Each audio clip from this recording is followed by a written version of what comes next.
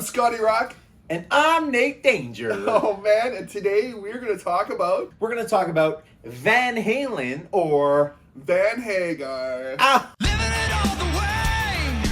Time to fly, hit the sky like a motherfucker. I feel like this is a topic that like completely divides certain groups. Let's talk about where we're at on the spectrum of Van Halen or Van Hagar. Okay, well here's the thing, man. When I was a kid, Van Halen came out, and I was getting all the cassettes on like the Columbia House. I waited till it was like two for buy one get two free. You know what I mean? So I doubled up. Anyway, so I got my entire Van Halen collection through Columbia House Records, and I'm just starting on the guitar, and I put on Van Halen 1, and Eruption comes on.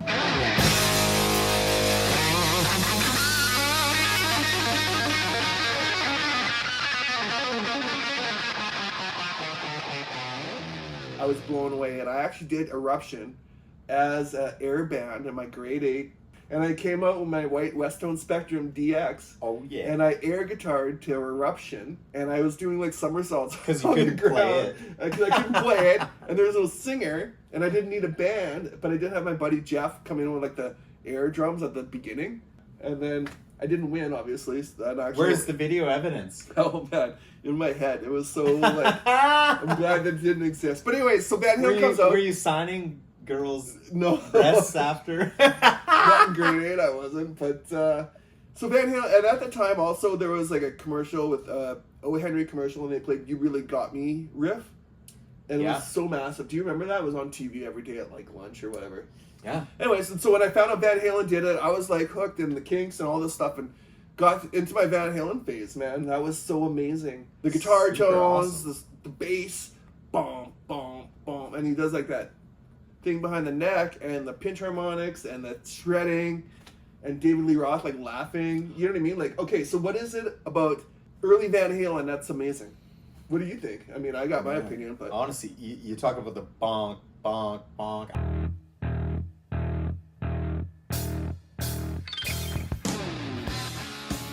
I remember watching that interview with Dave Mustaine. Oh yeah. And he's like, he just heard this guy like out of his window, and it's just this bum, bum, Oh, bum, that was bum. yeah, right. I heard that too. Yeah, and that was Dave Ellefson. Yeah, Dave Ellefson, and that's how he ended up hooking up with him and saying, "Hey, like let's play together." Okay, man. So Van Halen, like, because you're a Kiss fan, so Kiss. Van Halen was discovered by Gene Simmons originally. Yes. Yeah. Absolutely. And Gene Simmons said, "I like your band. I'm gonna sign you to my production thing. We're gonna get you signed. I'm gonna be your manager. You're gonna change your name to Daddy Longlegs." And Van Halen was like, "What?" Yeah. Van Halen was like, "I'm out." Was that true? That's true. So let's not worry about the name. Let's just be. So they flew out after a gig. They flew to New York and did like an all-night session of all their songs. Okay. And Gene Simmons recorded it. Have you ever heard the Gene Simmons recording of Van Halen? So awesome! I love it. Okay, here's the thing. Sorry, I got excited there. But here's the thing. On those albums, there's like Eddie Van Halen playing like rhythm guitar behind his solos. Whereas like the Ted Templeman albums, he's like, no man, when you solo, you just drop out and solo, and it's just the bass in the background. So it's cool to hear Eddie Van Halen soloing in front of his own rhythm guitar tracks. You know, like how Kiss would do it. You know what I mean? Yes. Yeah, it's super rad. But they had all the songs that were on the first 7 albums. I think they demoed them, most of them, with Gene Simmons at one point. It's super cool to listen back to those demos. Man, I gotta go back and go back and check those. So rad. Okay, so Van Halen, party band. Here's the things Party I band. Eddie Van Halen shreds. Yep. David Lee Roth, probably the greatest frontman ever. In terms of, okay, here's the thing. They come out in the What, are you giving it all away? No, but it's true. Giving it all away. Living it all the way. Time to fly. You gotta cut to that part. Okay, so with David Lee Roth as the lead singer of Van Halen, what are your thoughts? Great front man. Yep. Tons of personality. You know what I really liked about David is I liked his scattiness. Yes. Is that a word? Yes. Scattiness, where it's like scat, scoobity bop, bop, bop, bop, pow, and it's like he does so many things. Like, right? And so the interesting thing is, my friend, or my old singer actually in a band, Mike, he ended up being a David Lee Roth frontman in a Van Halen tribute band called Unchained. Great band. And they were like phenomenal. Yeah, they were awesome. But I remember when he started, he actually downloaded an app No way! of David Lee Roth like doing different screams. Oh, really? Yeah, you can get all these different screams. Yeah, right. And listen to them back, which is pretty cool. That's awesome. But yeah. I think David Lee Roth, he was so unique. Yes. Different than anyone. 100%. He had a really, really cool swagger about him. Right. Didn't he? He understood. I think he's a little bit of a nut job now. But Nowadays, I think maybe you're right. But maybe. like, he comes across to me as someone with a vision. Like when he was leading Van Halen, he could sing over anything that Eddie Van Halen was riffing on. And Yeah. I think he would be like, "Hey Eddie, what's that riff? That sounds cool. Let's take that and like put it into the song." I think he was that guy that would like edit down Eddie Van Halen. Oh, what about, let's add that part, that other riff you had. Let's add it to here. And David Lee Roth could sing over top of any of the noodle stuff. He always come up with like a melody, right? So David Lee Roth had that. He also had the vision of the band where they're like more image conscious. Yep. So the David Lee Roth stuff, everyone's looking cool. The hair's flowing, the shirts are off. They all Videos. match. The videos were all like in sync. So he had a vision at that time. He's Doing also his very karate like, spin kicks. yeah. Well, that's the thing. At the Guys time, all into Pilates. there wasn't like there wasn't like a big like screens like there are now where you can like see what they're doing, you know, from the back of the arena. Yeah. So everything he did was very theatrical, and I think at the time that was something that was new in rock and roll. But I feel like that's what Van Halen needed. That was what Because- Van Halen needed 100%. Because honestly, aside from that, aren't they kind of nerd rock? Van Halen? What? I don't know. They're kind of like musician-y. Dork rock? It's just like like really? dork rock. It's what party are you- rock, man. What are they? There's, It's party. It's like a party town. That was I don't David know. Roth's, They're all like, kind of nerdy. everything's party. What? Nerdy rock. What, No. what do you, Michael Anthony's the coolest guy in the world? Or No. what? Okay, hang on. Okay, well, The bass player before Michael Anthony, have you ever heard those demos? It was like, he's like Geddy Lee on bass. He's so amazing, this guy. Really? And he was I don't even shredding know who it just as was. much as Eddie Van Halen. It was almost like Billy Sheehan was. hey, I'm not slagging on Michael Anthony It either. sounds like it. The guy sings awesome. The guy's Van Halen disliked Michael Anthony so much that, and they're so coked out that they said on 1984, you sign this form and it pulls back all your rights that you have to our songs as a songwriter, because before they split everything 4 ways. And so, What? and Eddie Van Halen's like, Michael Anthony doesn't even play bass. He asked me what to play on bass, and I tell him, yeah, I know, because he's like, what do you want me to play behind this like amazing solo? Just play this or whatever, like stick it to the root. No. Yeah, it's true. And so there's What? that rumor, and so they cut him out of the songwriting royalties of 1984, and everything Sammy Hagar he was excluded from the songwriting cut of the money. So he got shafted. I'm going to fill you in on something. Yeah, please do. I never liked Van Halen. Oh, man! You're missing out. Well, you know what? Okay, so, no, but I listened to it. I've never owned a single Van Halen album other than OU812. Oh my God. That was the only physical hard copy Van Halen. I was too busy listening to Kiss, yeah. Kiss and Motley Crue and AC/DC and Guns N' Roses Everything and else everything about else. Van Halen. Like, yeah, Van Halen, I have nothing but respect for Eddie Van Halen. Right. Nothing but respect. Amazing guitar player. Do I think Van Halen has some good songs? Yes. 100%. Did I hear him enough on the radio? Yes. Did I need to buy an album? No. No. I didn't. They were played lots. They were huge. Well, as a guitar player, that was my like avenue. But like David Lee Roth, the guy with like this much range, you know, compared to everyone else in the world, he still made it work. Like he made it his like power. You know what I mean? Yeah. The thing about David Lee Roth is I Cool. feel like he's well read. Hey, like he comes up with these stories, these scenarios, these lyrics. Quite clever. There's funny stuff. There's like obvious sexual things or party stuff. But he also has like a little, like, who writes a song about Panama?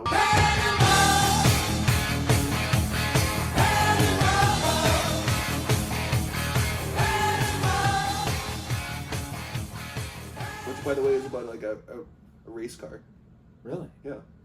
Who writes the song "A Hot for Teacher"? Like, that's Great not like song. super appropriate at the end of the day. You know, crushing on your teacher. What a great song. But what a great song, man! So There's so many good he songs. sings over David all Lee Roth. the Van Halen noodling stuff, and he just does it so amazingly. Okay, all the cool stuff is David. Right. Just gonna say it. I'm gonna throw it out there. I came home from the lake today, and I listened to all the Sammy Hagar, Van Halen, all of it. And I tried to. okay, here's the thing. Sammy Hagar was a solo. He came out in Montrose. Yes. Which is an amazing album, and I wish I was into it earlier in my life. Yeah, super cool. Super rad. And Motley Crue took off the whammy bar. Yeah, Dive thing totally, Of totally. that motor scooter thing.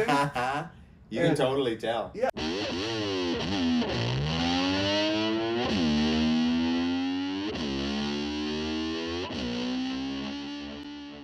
Sammy Hagar sings for Montrose. The songs are great. Second album, they're on tour. They break up. Or he leaves the band or whatever, goes solo. Solo. So he put out 8 solo albums. He sold, I figured out yesterday, maybe 4 million records across, which isn't too bad. And he's like a bit of a legitimate star. And some of the songs were popular and covered by Bette Midler. She had a huge hit with his signature song "Red." Really? Yeah, weird, hey. Red. And Rick Springfield covered "I've Done Everything for You." I've done everything for you. You've done nothing for me. I've done everything for you. That's a Sammy Hagar song off one of his solo albums. Wow. And that's rad. I think Rick Springfield does a better song. So I think Sammy wrote some good songs for other people as a solo album. He kind of came across as like the heavy metal version of Bryan Adams. You know, like he's like a solo guy, but Yeah. he's also a little more like rock than say Bryan Adams is. But I feel like some people absolutely love Sammy Hagar. Yeah, that's weird. I Can't Drive 55 was his biggest hit, I think. I feel like I Can't Drive 55 is better than anything he did in Van Halen. I do. Okay, so when he joined Van Halen, he said, "I'm not going to play any David Lee Roth stuff. We're going to play the 5150 album. We're going to do a couple covers, and we're going to play some of my old hits." He did some good stuff with Yeah. Van Halen, With Van Halen, yeah. right? Why Can't This Be Love? I think is Probably their... probably their biggest. That was off 5150. Well, right? what about But, Can't Stop Loving You? Yeah, I can't stop loving you. That was the But other it was thing, all like, why is everything loving? Everything's loving. All, It's like, okay, all the Sammy Hagar hits were Can't Stop Loving You, Love, Love, Love, love This. love this, and no, but you know what? But not. Oh, man, finish what you started.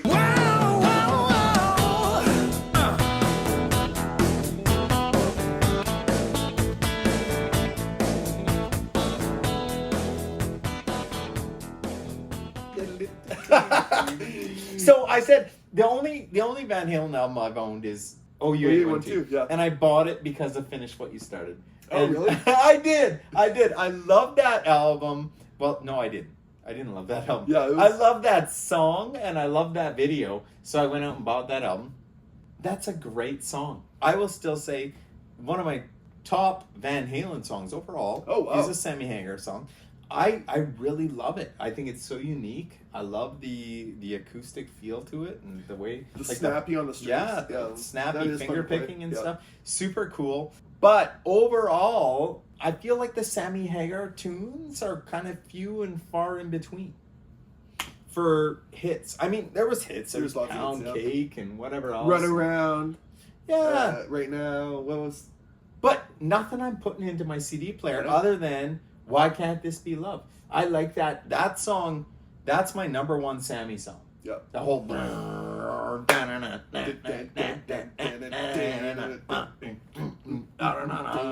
That's gonna be. Yeah. Oh, you know what? When Napster was out, remember Napster? Yeah, yeah. When Napster was out, that was one of the first songs Songs that you I downloaded? ripped off of Napster. It was like, yeah. Okay, here's the thing about 5150. They replaced David Lee Roth. He goes out and does the Crazy from the Heat EP, which is all cover songs, Okay. done by like a house band kind of thing. Meant for a movie. Movie died, so they came out like as a soundtrack without a movie. I got that book right there. Yo, yeah. What? Crazy from the Heat. I'm reading a David Lee Roth book right now. Anyways, and so then they're like, okay, so And then all of a sudden, David Lee Roth got booted from Van Halen, or he quit. So he did Eden. What happened? Did he get booted or? I think what I read, they were mad that he was trying to do a movie without them, but they're like, hey, we need a break after the '84 tour, and David Lee Roth's like, I don't take breaks. I'm going to go to do a project while you guys take a break. Okay. And so they got egos were ruffled. And I read the book by the manager, that Noah Monk or whatever his name was, and he was saying, as a manager of a band, I was pissed off at him, but he's like, bands only have like a shelf life of this long. Van Halen's breaking up. I did nothing to stop it. The breakup of Van Halen. They're big babies. They're all on cocaine. I'm thinking they're all in like their mid to late 20s, and they're all coked out. And I think there's like animosity and like communication problems from being on drugs and alcohol, and like unknowing like he said this thing, and I'm annoyed by it, and it, like manifests into this thing. So I'm like, he should have like, hey, you guys communicate. You're in your 20s. Where's the mediator? Where's the mediator? Where's someone That's what the manager's job. Yeah. So David Lee Roth's out. They were working on 5150, so half of that album was the David Lee Roth follow-up. The other half of that album was the new rival of Sammy Hagar. And they're like, here, check out this riff. And he's like, I got a song. Dream, this is what dreams made of, or Summer Nights, or whatever. Some of those Sammy Hagar songs came together really well, but they already had the music together. And they put it out, super smash. It was a big album. Big album. It was amazing. It was a great record. I love that one, actually. The guitar stuff was good. Sammy got a little lovey at times, but those were also the biggest hits, coincidentally. Yeah. Which brought in like a whole new female crowd, right? Okay, so let's talk about a band changing a singer. Not very often do bands get to change a singer and still experience a great level of success. Right.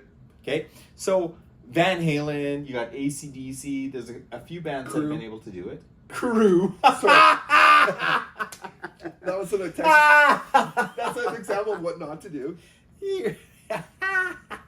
So that didn't work. But who else? Who else has changed singers that everyone's like? That is rocked? I don't know. Anthrax. When they did the Sound of White Noise, they had that Iron Maiden. Iron Maiden didn't work out with that Blaze Bailey guy.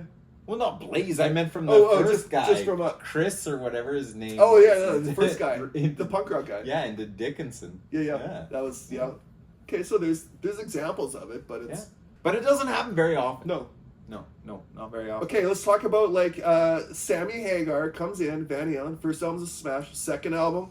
So all the albums with Sammy Hagar went to #1. Oh yeah? They sold less records. 4 records sold less records than the 7 with David Lee Roth. David Lee Roth sold more. Van Halen was all #1 albums. With Sammy? Yeah, with David Lee Roth, he only made it up to #2. They were kept out on 1984 by Thriller. But they had like Right Now was really big. And all the singles were like super massive. Right? Why? I don't know. Well, here's the thing. So do you like those songs? No, I don't. So Sammy Hagar comes out, and he's also the lyrics are different from Van Halen. So it's not a party vibe. It's not. No. It's about love. It's not a party. It's about love. Where'd Ice Cream Man And- go? Now put my banana Dixie cups on flavors and push up to under ice cream man. Stop me when the bugs survive. Yeah, and then it's not about the image, because as soon as Sammy Hagar joined and Eddie Van Halen was allowed to dress whatever, he just wore like sweaters and like jeans or whatever. You know, like it was became very average. Production wise on the albums, I feel became very like pop mixed. You know, I feel like every song became the same Like a- tempo. big same tempo, They're all like these. lots of clear guitar, like Super clean mid-tempo guitar, songs. mid tempo. Well, that's what Van Halen does the best, though. You know. No. Really? I would say so. The upbeat, I couldn't even Mid-tempo. listen to any of the Sammy Hagar stuff. because his lyrics Today. are lame. He's a lame lyricist. But he always sings. We talk about David Lee Roth only having this much range. Well, Sammy Hagar, He's got only, just- he sings in the exact same. He's got that big, like, middle America, earthy, throaty voice. You know what I mean? Which is great for radio. Like, he's like Journey. He's like pop, rock. It's so poppy. All That's of it- that's that's what it exactly is. it. It's all pop. It's I all feel pop. like They went from they did a ton of keyboards and it was all pop rock. right. They went from like hard rock bangers and party anthems to like pop. All the girls are invited to the Yeah. ballads. Everyone loves everyone. The guitar solos were getting like they still like Eddie Van Halen. He's amazing, but Yeah, but even he kind of... He kind of was, I don't know, his guitar tone was like a little bit Same cleaner. stuff all the time. Yeah, it was just getting samey a little bit. And I think... Even his riffs, and it was so predictable. Well, here's the thing. I think Eddie Van Halen wrote some great riffs, and then Sammy Hagar was like, check this song out. Check it out. And he pulls out his guitar, and you're playing second guitar behind one of the greatest guitar players ever. And so Eddie Van Halen's playing, and Sammy Hagar's probably like, what's that chord again? And he's like, oh yeah, like, what's that chord again? You know what I mean? And then, you know what, Eddie Van Halen's like, you know what, maybe I'll just play the keyboards. And you can just play like the power chords behind it. And I feel like there's way too many keyboards. Yeah. So I think I think Sammy Hagar playing guitar in Van Halen ruined Van Halen's guitarness.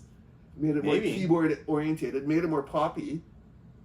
They still sold a ton of records and still had millions of fans. You know what saved Van Halen? Tell me. Gary Cherone. Oh, okay. Hey, Gary Cherone. Hey, Van Halen 3. Okay, Van Halen 3. I like that album. I wasn't a fan, but when we had this discussion, I went back and checked it out. And I was like, I liked some of the things, but like, again... The songs are too long. Songs are too long. He joined a band, and Gary Cherone's not going to say, hey, Eddie, what if we just took this like 30-second bit out and made it like cut 3 minutes off it and started to build a riff around it? Like how David Lee Roth would have done it, Sammy Hagar a little bit. But Gary Cherone was like, probably felt obligated just to sing whatever Eddie Van Halen wanted, right? I'm going to put David Lee Roth, the originals, man. Yep. The best. And it's the same with these guys. Look, the second they lost Steven Adler, they lost something. They lost a bit of the magic. Right. And David Lee Roth, not the greatest singer, I get it. One of the greatest frontmen. Of all time. And talent isn't all. No.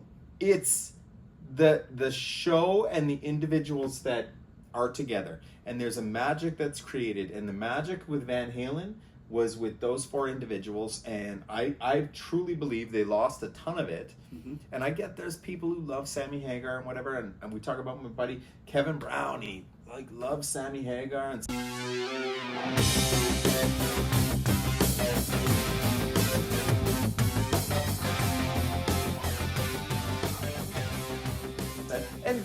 sure, maybe he's more talented and stuff, but the songs are worse.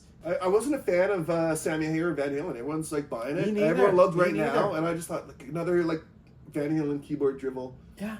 I think Van Halen did keyboard stuff great when David Lee Roth was in there because there was like a texture behind it. Yeah. And what was that cover they did on Diver Down? Oh, I guess it was the cover album. Lots of covers. Dancing in the Streets. Oh yeah, like David Bowie and Okay, Mick Jagger yeah. version, yeah. But why would they do that? But the Why? keyboard intro riff was like amazing. I didn't like any of the really covers. What? Didn't they do like Pretty Woman? Okay, that was a big hit for them. Brutal. That was between they're like, we're gonna take a break and like we need like a cover song. We'll You just throw really it out got there. me as brutal. Okay, so on Diver Down, You Really Got Me is by the Kinks. Or no, on that first album they did the Kinks one, and they had to get it out because there's another band called Angel that was gonna like put that single out, so they released it so Van Halen could like get the glory.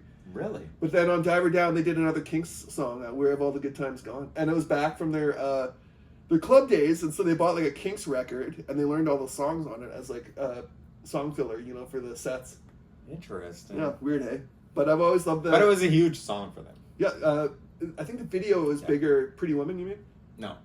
You Really Got Me. Oh yeah, You Really Got Me was a big one. But Pretty Woman kind of transitioned them from the 70s to the 80s. It was a big radio hit. I know. Because they never played on the radio anymore. It's so weird. Yeah, right? it's like Kiss doing And Then She Kissed Me. Stupid. Oh yeah. Stupid. But they didn't even play it right, hey, on the riff. They were like, how do we play this again? Like, oh, I think it's like this. And they just kind of like put together a version of it. And there's like some guitar like parts that are incorrect, yeah. Just winging it. But the video is amazing. What's going on, Eddie?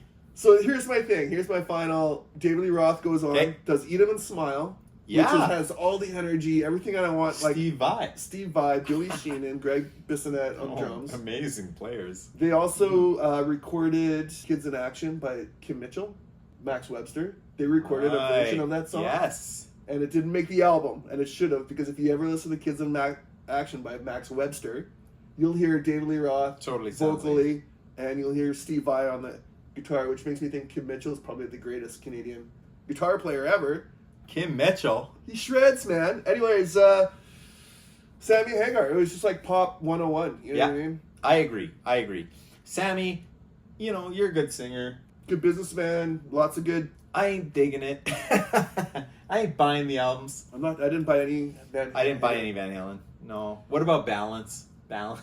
Was it? Was that brutal? I think even dig Van it. Halen fans didn't like Balance, did they? It was. They had that like that one song that was like 2 minutes of drums, and then there's that guitar. So they could have cut like some of the. I'm giving it to out. Gary. No, I'm just kidding. David Lee Roth, number 1. Number 2 is going to Gary Cherone for I me. know. And I'm going to put Sammy Hagar. Sammy Sammy in number what about 3. Mitch Malloy? Who's Mitch Malloy? He put out a solo album, and he was the guy between.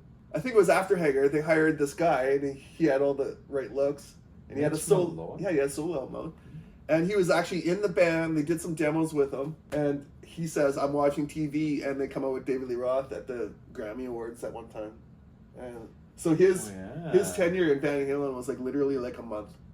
Really? Yeah, Mitch Malloy, Google him. He was David in it. Lee Roth. Okay, then here's Gary Cherone in Van Halen. Yeah.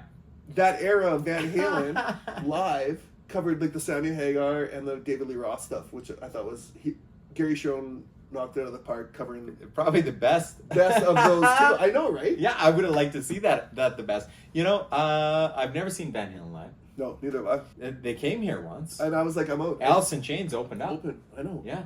That would have been rad, but I was like, I can't handle fucking like another Van Halen song. I don't want to hear. Yeah, I was too busy listening to Motley Crue and man. AC/DC, Kiss, Skid Row, and everything else. Yeah. By the time Sammy came out, it was all just fluffy stuff. Yeah, I mean, Van Halen had the legacy and the guitar. You wanted to go see Eddie Van Halen play, but I didn't want to. I didn't go to that concert Sammy either. Hagar, yeah. It's one of the only concerts that I didn't go I to. know. Everyone else went to. Okay, so there. I guess we know how I feel about Van Halen. Everyone's like, you didn't go to Van Halen? Like, I was like, no. Okay. No, I guess. So what's the status? I think we're going with the original. Van Halen all the way. It's the man. original. That's the only Original thing form. that makes sense. Okay, but here's the funny thing. Ted Templeman did when he signed Van Halen to his record label, and this is like common knowledge. He didn't like David Lee Roth's vocals. He thought this guy's like a has-been. We should get Voice. Sammy Hagar in. Yeah, he put Sammy Hagar forward as the vocalist for Van Halen on the first album. Way back then. Before they even got signed, he said, I'll sign you guys if Sammy He Hagar is planted the the singer. seed. He planted the seed. But then he got to know David Lee Roth, and he thought David Lee Roth is like the real glue of Van Halen. He's got the lyrics, he's got the attitude, he's got the front man, he's got like the I listened way to of doing stuff, you know? the entire discography between David Lee Roth and Sammy Hagar today, and I'm 100%. Without David Lee Roth, they lost the magic. Yeah. Yeah. Even, okay, so when they reunited for that Different Kind of Truth album with David Lee Roth, his vocals weren't as good as they were. He didn't have like that low end to his voice. It was kind of thin and reedy, I would say. But all the riffs were like taken from the 70s, eh? So Wolfgang Van Halen went to the archives, picked out all the riffs, and helped them craft the songs. Like, Dad, you got to bring this song back. It's a banger. Yeah. And David Lee Roth wrote some new lyrics to everything, and He's kind of a it's weirdo now. Decent album. Yeah, he's kind of like weird. He's putting out all these videos of him Weird. dancing around, Weird doing weird eccentric. things. Yeah, he's a little eccentric. But you know what's Diamond Dave, man? Oh God, I'm running. Ah, yeah. His voice didn't age well, and his persona is still trying to like keep up I with- like him. with his. I like a crazy I old like dude him. that's I like like eccentric, and he's kind of earned his right, you know. Diamond Dave. Diamond Dave all day long. Living it all the